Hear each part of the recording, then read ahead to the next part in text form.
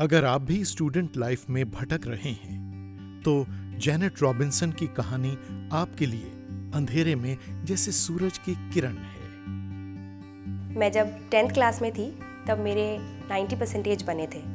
उसके बाद जो ऑप्शंस आते हैं वो सब्जेक्ट चूज़ करने के लिए आते हैं और सभी बच्चों में बहुत कन्फ्यूजन रहता है कि क्या सब्जेक्ट लेंगे, आगे क्या पढ़ाई चूज़ करनी है, आगे क्या गोल है।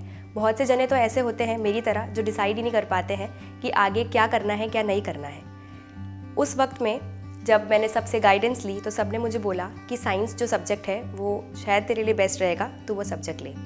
जेनेट ने साइंस मैथ लेकर कड़ी मेहनत की और अच्छे मार्क्स से क्लास 12th पास तो कर ली, पर उनका मन इस सब्जेक्ट में नहीं था।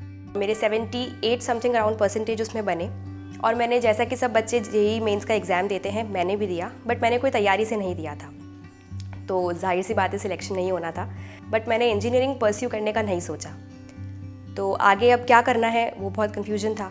तो मैंने बहुत से ऑप्शन सर्च किए, सोचा कि कंप्यूटर साइंस कर लेती हूँ, मार्केटिंग कर लेती हूँ। इन दोनों ऑप्शंस में मैं बहुत कंफ्यूज थी। उस दौर में जेनेट के घर वालों ने उन्हें हर एक चीज को प्रार्थना में रखने की सलाह दी। मेरी मम्मी और दादी ने हमेशा मुझे एक ही चीज़ बोली है कि दुआ करो, खुदा जो है वो अपने आप रास्ता निकालेगा। बस यही बात जो है मुझे मेरे घर वालों की काफ़ी मोटिवेट करती थी। उन्होंने मुझे कभी किसी चीज़ के लिए फोर्स नहीं किया। तो उस दौरान मुझे एक आयत जो है वो हमेशा मेरे दिल में रहती थी और वो आयत ये थी कि तेरा वचन मेरे पाँव के लिए दीपक और मेरे मार्ग के लिए उजियाला है। बट समहाउ मैंने चूज़ किया BBA, bachelors of business administration, जो मैंने यहीं के लोकल कॉलेज से किया। तब मेरे लिए बहुत से रास्ते खुले। मुझे पता चला कि साइंस मैथ्स के अलावा भी बहुत सी आगे चीज़ें हैं करने के लिए जिसमें आप अपना करियर बना सकते हैं। तब जेनेट ने मार्केटिंग फील्ड चुना। तो जब मेरा मार्केटिंग फील्ड का इंटरेस्ट बना तो अब जाहिर सी बात है एकदम मैं नई थी, अकाउंट्स मेरे लिए बिल्कुल नया था। तो जैसा कि हम सबको सिखाया गया है, everything is hard before it is easy.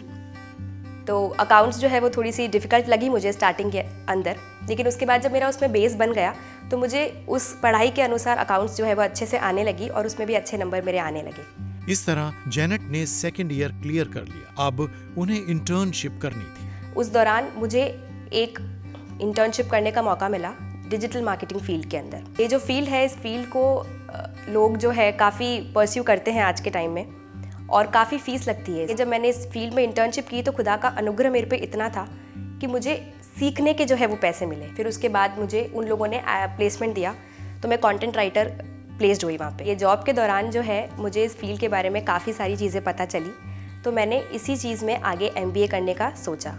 आज जेनेट अपने करियर से खुश है और उनका कहना है कि हमें कभी हार नहीं माननी चाहिए। लेकिन हमको ये चीज़ मान के चलनी है कि जो भी फील्ड आप चूज़ कर रहे हैं, भले ही वो IIT है, भले ही वो नीट है, डॉक्टर बनना है, इंजीनियर बनना है, वो आपकी लाइफ नहीं होनी चाहिए, वो आपकी लाइफ का एक पार्ट होना चाहिए। तो जब हम 11th-12th के अंदर मेंस क्लियर नहीं कर पाते हैं या नीट क्लियर नहीं कर पाते हैं, फिर साल ड्रॉप करते हैं, उसमें भी हम लोग क्लियर नहीं कर पाते हैं, तब मैं काफ़ी बच्चों को देखती हूँ सुसाइड कर लेते हैं, डिप्रेशन में आ जाते हैं, सोचते हैं अब हम आगे क्या करेंगे। तो एक चीज़ ये है कि हम जब 11th-12th में रहते हैं तो हमारी दुनिया वही हो जाती है। आप उस दुनिया से जब बाहर निकलोगे, कॉलेज में जाओगे, नई नई चीज़ें एक्सप्लोर करोगे, तब आपको ये चीज़ पता चलेगी हर फील्ड के अंदर आप एक्सेल कर सकते हैं, हर फील्ड के अंदर जो है वो आप आगे बढ़ सकते हैं। खुदा को जो है वो हमेशा आप बीच में रखिए। उनकी जो योजनाएं हैं वो हमारे लिए थोड़ी सी अलग होती है। हो सकता है आपकी योजनाएं आप अपने अनुसार सोच रहे हो, पर वचन कहता है तुझे अपनी बुद्धि पर भरोसा नहीं करना है, परंतु केवल खुदा पर भरोसा रखना है।